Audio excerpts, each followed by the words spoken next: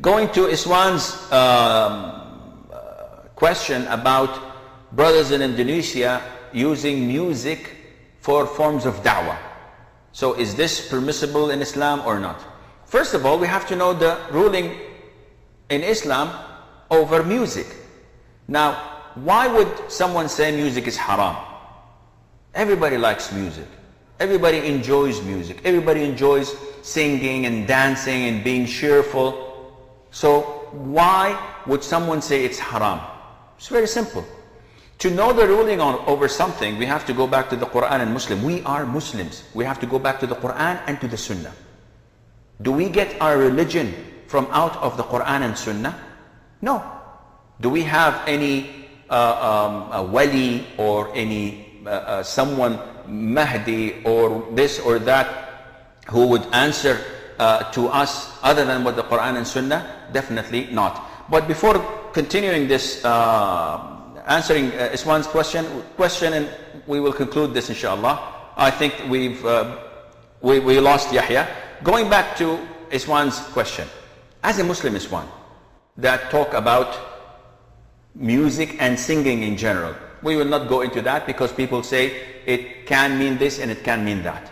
But if you go to the Sunnah, the most authentic book for Muslims, any Muslim Sunni, you would ask him, he would say Sahih al-Bukhari.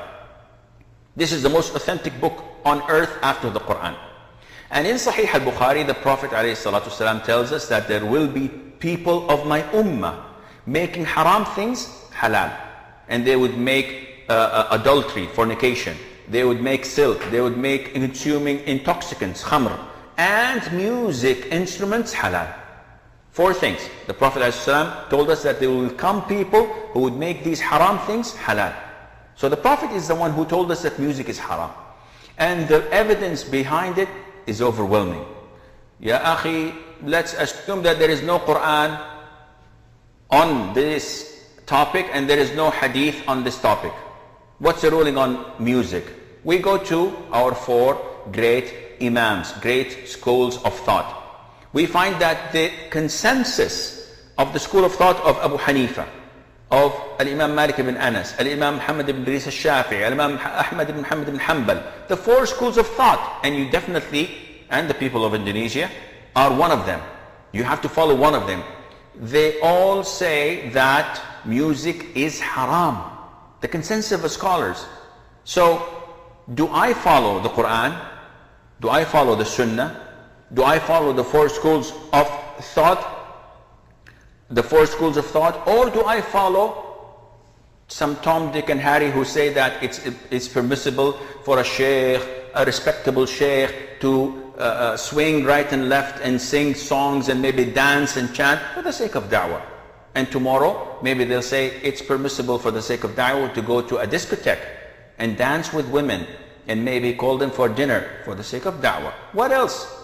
What kind of da'wah is this? Da'wah to another religion? Islam is so simple and pure. Islam is your connection with Allah Azza wa Jal. It cannot be misled. You cannot mislead people and misguide people through what only the sheikh says. Simon says music is halal.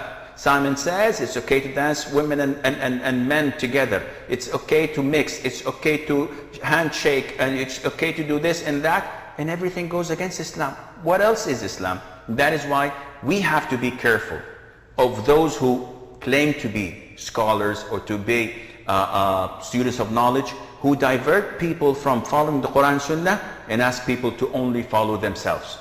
This is not Islam.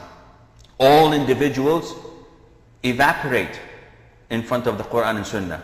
They all dissolve in the Sharia. We only glorify the Quran and the Sunnah.